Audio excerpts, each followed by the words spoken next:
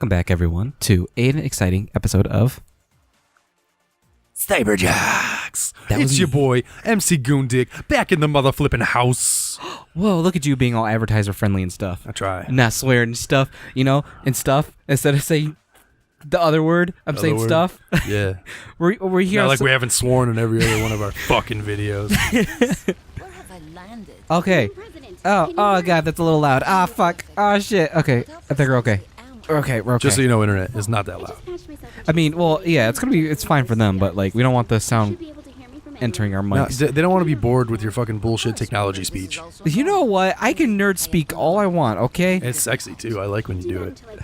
I'm technologically retarded. Actually, we were just talking about PC culture. I don't even know if that's PC. I can't say the R word anymore. No, yeah. I'm technologically declined, I guess.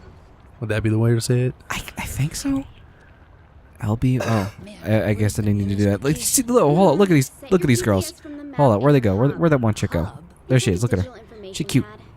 Get her. That's a homeless person. She keep running. Look at her run. The blonde right there. Oh yeah. And the black. She a cutie. Anywho, where are we going? What do I got to do? Right now it's an open world map. You can do whatever you want. Get to friendly fire. Go buy some guns. Oh, I gotta go there.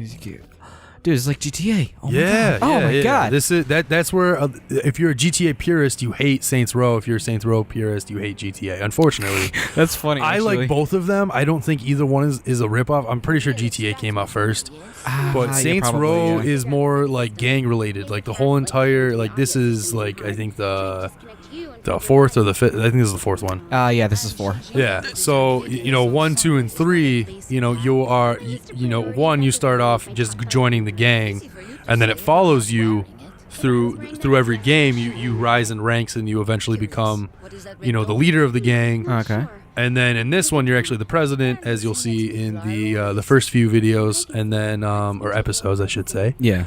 And after we get all this done, Earth doesn't exist anymore. But yeah, Earth is gone. He blew up Earth. Nice. Earth no longer exists. Nice, dude. I've always wanted to blow up the Earth. I'm excited. I've always just wanted to just press the big red button, restart Earth, just completely destroy it, and restart life somewhere else. Because ooh, here's a good question. Who are figures from pop culture that you would save for your new world? Morgan Freeman. Obviously, he has to narrate all of the documentaries that we make about New Earth. You're not wrong. Holy shit, I didn't even think about that. Welcome to the New Earth. I just like the way that man thinks. He's his fucking the way he the way he thinks about things, the way life should be, is exactly what should be. Fucking, he was doing some sort of interview where he's like, oh, so have you recognized, the fact that, because you're black, you're not going to get a good job, right? And the dude who was interviewing was also black, right? And he's like, that's not true. And the guy's like, yes, it is. He's like, how is that true? You're fucking hosting a big fucking show right now here on TV, and I'm a fucking famous actor. We're both black. How am I being repressed in the fucking market? It just didn't make any fucking sense. And this dude's a fucking genius. He's great. He just shut that dude down. It was fucking hilarious. Well, I also agree. I don't say this to be bitter, or I don't say this. Well, I shouldn't start it that way. I was gonna think I'm racist. No, I'm not racist. My thing is, my father, he works for the state. He is he's the head custodian at the school that he works at, and he's actually head custodian of the 2 schools because they're connected. Okay. So he's the head custodian of the elementary school and the middle school. And he had to take the civil service exam. Any kind of state position, you have to take a civil service exam. Even if you are going to become a cop, whether you work at the post office, whatever it is, you have to take the civil service exam.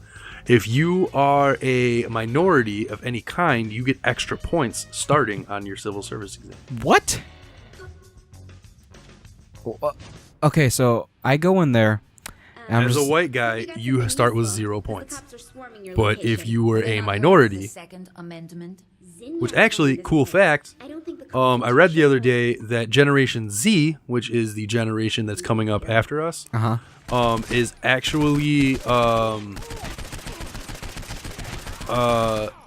I forget what they said the minority is, but they said that it's half non-minority.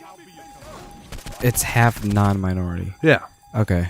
So the generation coming up has a lot more, whether it be mixed influences, whether it be, you know, I don't want to call them pure breeds. That's not really that's not really what I'm going for. But Generation Z has a lot more minority like rise up. So like there's not minorities are becoming a thing of the past. Okay. Yeah. What can I say? Huh. I'm good at my job. That's really that's just fucking weird.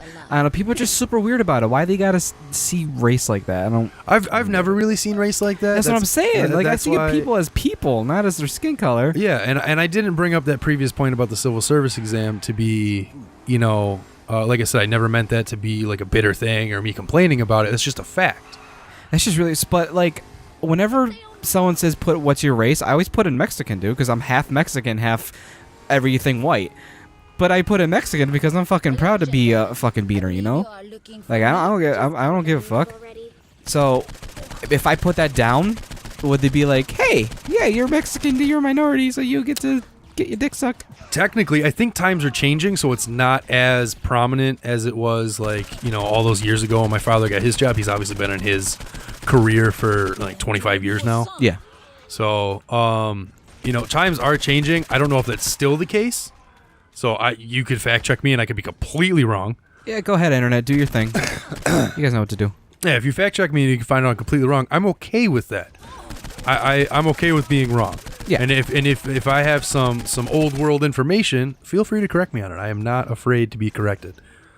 I feel like life is a constant search for knowledge. That's what I'm saying. And as much as I don't like to read, reading is actually very beneficial. Yeah, sometimes, yeah, you're not wrong. Sometimes it's not, because I mean, like, anyone can make a book, you know? My father didn't graduate high school, and he's one of the smartest people I know because he reads books. Anything he's done in his life that someone wasn't there to teach him, he read a book on it. And that's how he knows how to do it. Like, he is an amazing car mechanic. He's not a mechanic by trade. It's just something that he's always done to save money. He has always done his own work on his car. Oh, neat. He learned that by reading all of the manuals and all of the books on everything. Oh, okay. That's how he learned to do it. You know, whatever model car he had or whatever, you know, year car he had, he would always buy the book on how to fix those things, and he would read it front to back and just know how to do it. And then if something arose that he needed to fix, he would just pull his handy dandy book out, and he would just go over it real fast, and then he would do it. Yeah. Huh. That's how my dad learned how to skin a deer. That's random. Okay, we'll take it. I thought that was a cool fact. That is. Because that's just like a completely random thing. What kind of situation was he in? Does he a hunter? Yeah. My dad is a massive hunter. My dad from opening day to the time hunting season ends, he saves up all of his comp time all year round. He only works like 2 days a week during hunting season. Oh wow. Okay. And he just uses all of his comp time. So he'll go to work like Monday, Tuesday, maybe Wednesday if he's feeling it, and then the rest of the week he's at the cabin, and he wakes up at like 4 o'clock in the morning, and he gets all his gear on, and he's out in the woods before sunrise, and then he sits in his tree stand very diligently. Oh wow, that's dedication. Yeah. I actually I'm a huge fan of hunting.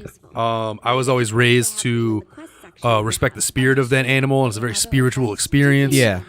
And you know, I don't come from a religious family, so that was kind of like our church, is like going into the woods, and that's you know, I've learned so much survival stuff from my dad, because my dad was also in the military for a long time.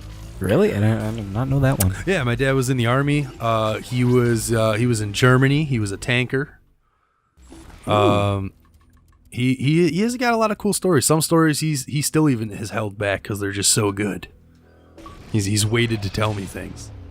Oh wow! Okay, he's done some crazy things. Like one of my favorite stories my dad ever told me is he was driving a tank down a street in Germany, and he accidentally ran over this dude's Beamer. And when he had to report to his staff sergeant and explain the situation, he said, "Sir, I'm so sorry, but you should have seen the blonde on the left." That is why he wasn't paying attention, is because he was looking at this fine ass German woman walking to his left, man. And he saw her, and he was not paying attention to where he was going, and he crushed some dude's car. And that's a true story. That is hilarious. So the government bought the dude a new car, and my dad got a slap on the wrist. Oh, wow. That's fucked. This is really fucked up. That is funny, fucked up, though. but it's also hilarious. I wonder if my brother have done anything like that. Oh, I'm can't- sure I he's can't- got stories for days. My one buddy, before we stopped being buddies, told me like some crazy stories about when he was in Iraq. Mm-hmm. He was in the Marines, and he wasn't a tanker, but he was on the gun of a tanker, like the turret gun. Yeah. And he was firing off some rounds, and the shells kept coming back and getting stuck in his uniform and burning the shit out of him. So he actually has scars on his neck from just hot shells hitting him. Sounds about right, yeah. But he said that he couldn't even see the enemy. They were like in a desert, and the staff sergeant just kept saying, "Light him up!" So he was literally just firing at nothing. He was just like, "Ah!" Cool, I guess the fuck, whatever. Another cool story that my dad said is actually if you're on one of those turret guns and you rapid fire it, there's this thing called runaway where the gun will glitch, and even if you pull your finger off the trigger, it's just so hot that it just goes through all the rounds. And then what he used to do is he used to just do it on purpose and claim it was a runaway, and the gun barrel would actually get so hot that it would actually just bend and fall off. Oh, wow. Yeah, that makes sense, dude. It's fucking like little explosions every time you fire a bullet. Exactly, You know? and they would just blow beet red, and then it would just bend over. And he would just do that shit all the time because he thought it was funny. My car. My dad accidentally blew up a German farmer's barn. A German farmer's barn, you say? Yeah, he accidentally blew up their barn. No, with what exactly? His tank. Oh, okay. They used to stay in fields of farmers when they weren't traveling. Uh-huh. So they would stay in the back fields of the farmers so they could still stay undercover. And he said the farmers used to feed them like 3-course meals, like breakfast, lunch, and dinner, like Yeah. give them so much food. And the one night they were at a farmer's house, and he gave them like a bunch of whiskey, like an copious amounts, you could say. And ooh, your character has a nice butt. Does she? She does, Turner. Booty. Booty. Oh yeah, it is a nice butt. Look at her. Booty. Too bad I'm about a sucker her, for a nice butt. about her no chin thing going on. Yeah, you made her. You could have. I You know. gave her an overbite. That was an accident. Whatever. But yeah, they were pissed drunk in the back of a field, and apparently I don't know why, but they had a round loaded, Oh no. and he was climbing in the tank to do something, and like I said, they were pissed drunk, and he hit the button, and he fired it and it blew up their barn. And the farmer wasn't even mad. He said it was old and dilapidated, and they had to take it down. Oh wow. Oh, that's. I mean, So she they got away with it. rewarded with more whiskey. It's also one of my dad's favorite stories to tell. That is hilarious. Another one of my dad's favorite stories is he has a scar over his eye. I believe it's his left eye. He was at a bar in Germany, and they were getting pissed drunk, and he wasn't even involved in the bar fight. So he's always warned me my whole life, since he's a big guy and I'm a big guy. You know, if a bar fight ever breaks out, you know, just kind of get out of there, because if you're the biggest guy in the room, they're gonna target you. Yeah. He wasn't even involved in the bar fight. My father, as much as he used to be a scrapper, was never really one for bar fights. And a dude took a beer bottle and just smacked it over his face, and now he has like the crazy scar over his left eye. Oh Jesus Christ.